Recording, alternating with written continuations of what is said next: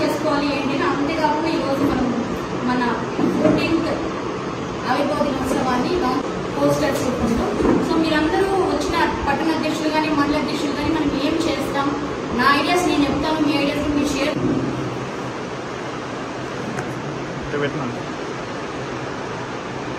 జై జనసేన, జై జనసేన, జై జనసేన, జై జనసేన. పవన్ కళ్యాణ్ గారి నాయకత్వం వర్ధిల్లాలి, పవన్ కళ్యాణ్ గారి నాయకత్వం వర్ధిల్లాలి, సునీత గారి నాయకత్వం వర్ధిల్లాలి, సునీత గారి నాయకత్వం వర్ధిల్లాలి.